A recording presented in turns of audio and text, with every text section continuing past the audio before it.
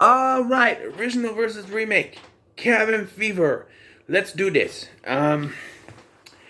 So the reason I'm not doing a straight review for that one there is because it is shot for shot almost exactly like that one there. So I can't really give it an honest review because all I would be doing is comparing it to the original. So let's just do it this way, much like The Omen. You know what I mean? So there are a few differences in the remake and the original. There's differences. First of all, directors. Eli Roth didn't come back to direct this. He produced it. This was actually directed by someone named Travis Z, because that's a name. And they decided to just take the script of the original and do it again with new actors and change things a little bit, such as the remake is more serious than the original. It has a more serious tone. Everyone seems more angry, and yeah, dialogue is still the same. Although you did kind of ruin some of the jokes of the original that were really good. If you're not gonna try to do better, then don't do the jokes. Like there's the joke when Bert steals the Snickers, and he goes, "Tell me, why would you want to steal a Snickers, boy? The nougat." When original Bert did it, it was kind of funny. This Bert, I don't know, by chance the nougat or something like that. He's just perhaps the nougat. I just no. How he does it is just not funny. And you also have, the kid who in the original was very much a part of that film. Pancakes! Here, he's just boring, and he sits there, pancakes, pancakes, pancakes, and he bites the guy in the hand. And it draws blood this time because, well, the first time it draws blood this time because gore sells, I guess. And then he bites Paul. Yeah. And they did the same line, which still doesn't make any sense. You got my boy sick. That's the same as killing him. It's murder. No, it's not. Your son bit him. It's not Paul's fault. Still not Paul's fault. 14 years and you couldn't correct the problem with your script? Come on. Also, they decided to add a little more gore to stuff. Although, Crushed Chick's face is less gory than it was in the original. He had like the little skeleton and the muscles and stuff. It's kind of cool in the original here. Just a little red here. She's played by Gage Golightly in this, who I remember from The Troop by Nickelodeon.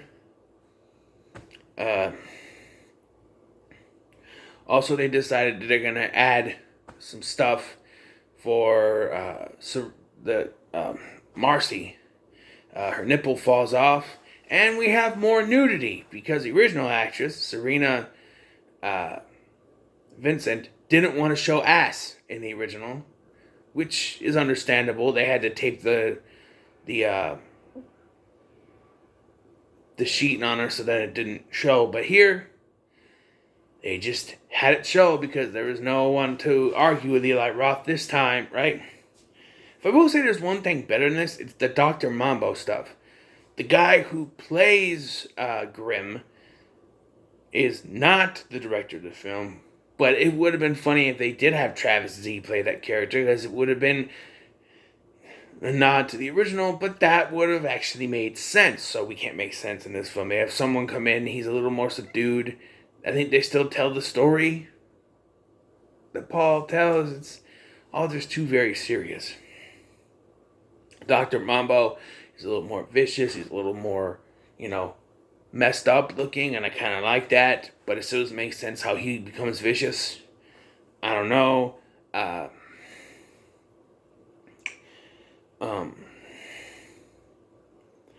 There's a thing with the boy Dennis, and he's wearing a bunny mask because that makes more sense than a bunny feeding him pancakes in a hospital.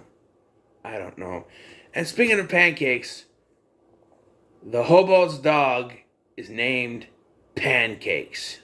And this time, instead of just opening up and finding that this dog is infected, it spurts out at him.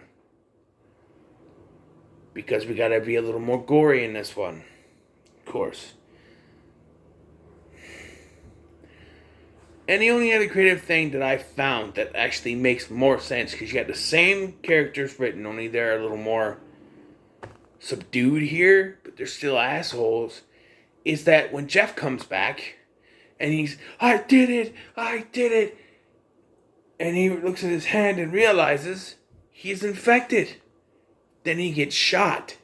Now that eliminates the Night of the Living Dead homage or ripoff that you were doing in the original, but here it actually works because Jeff has been trying the whole time to avoid it, and because this time he actually drinks water. I don't know if they make the bet for beer in this one. I don't care to pay attention to that, but he actually drinks water on this one and he gets infected. And the ending is a little bit different too. Instead of party cop Winston taking him, dumping him in a creek, we gotta talk about Winston.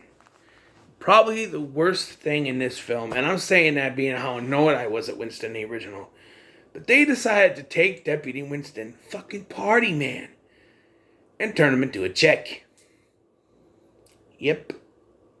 He's a chick in this one. Deputy Winston, and she sucks. And I don't mean like that, but she sucks. They rewrote her, and while she's still saying the same lines as the first one, she's doing it more serious, so it makes no sense. At least Giuseppe Andrews knew that this was bullshit and gave it all of his wackiness and he put into it. Fucking party man. She's saying these lines as if they're serious lines and they're not serious, and it's stupid. Verbatim, line for line, she says the same thing that Giuseppe Andrews did in the original, and it comes across as just a ripoff because she's not saying it with the same kind of laid-back attitude as he was. She's saying it seriously. All of the lines that they repeat from the original that are supposed to be funny aren't anymore because they're said seriously. It ruins it. If you're going to take a script and try to make it serious, do some doctoring in there. Take out all the jokes. I mean, you know, they did some of that, taking out the jokes and stuff, but come on. They did update it with technology, so now their cell phones can't get a signal except for a little bit, which leads to a hilarious post-credit scene where their pictures are uploaded very slowly, and one of their friends that stay behind watches it, looks at him, and sees the infection going on. Now, in this version, they also made Karen's death way worse. And I don't mean worse as it's terrible. I mean worse as it's worse. In the original, Paul just beats the shit out of her until she dies. Here, he tries to do that, but he just stabs her with the shovel and she doesn't die. Only she got her mouth is fucked up. So he decides to light her on fucking fire. Yeah, that's better. Woman you love, and you're just gonna torture her and torch her. Way to fucking go. And apparently, while he was stabbing her with the shovel, she took a picture. But she didn't because she didn't have a fucking camera or a fucking phone. Because as the chick's going through the pictures, we see the infection and we see a picture of Paul going like this. But she couldn't have taken that picture, and there are pictures of the infection she couldn't have taken, and I don't know, and Marcy is bitten into a million pieces, yet they still put her in a body bag, and they put her in a body bag this time, because this time, they don't warn about the virus, they say that there's someone killing people. Yeah.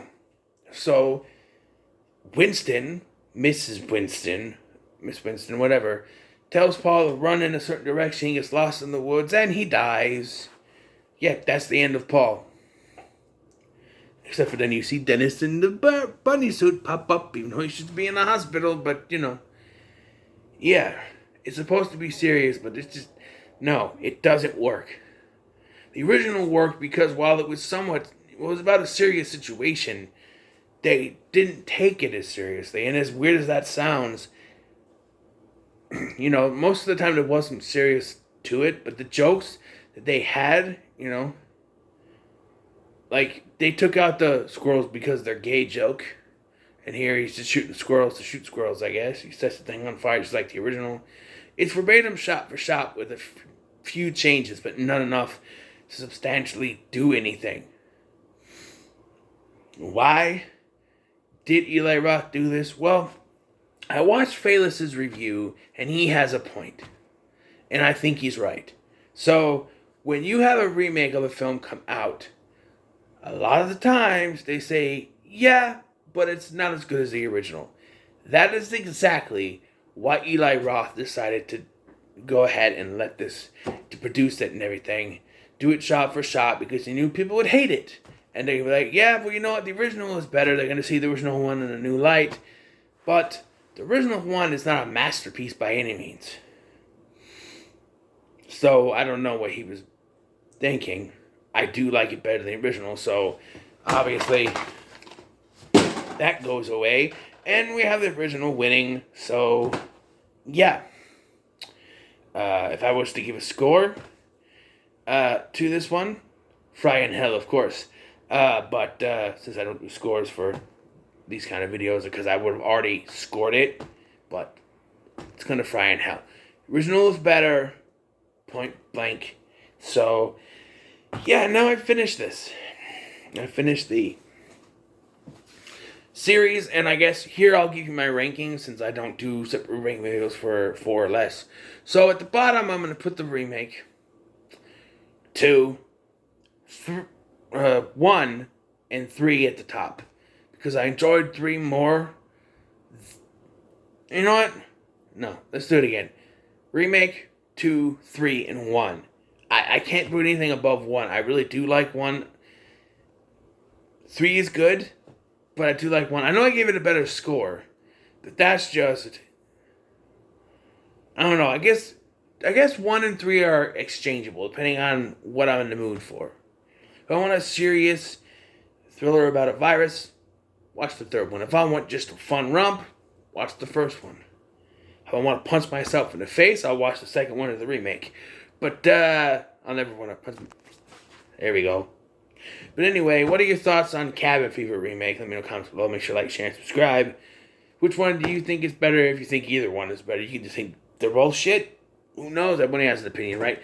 So, thank you for watching. I've been Scotty, and I'll see you in the next one. Ooh, faced. Had to do that at least once.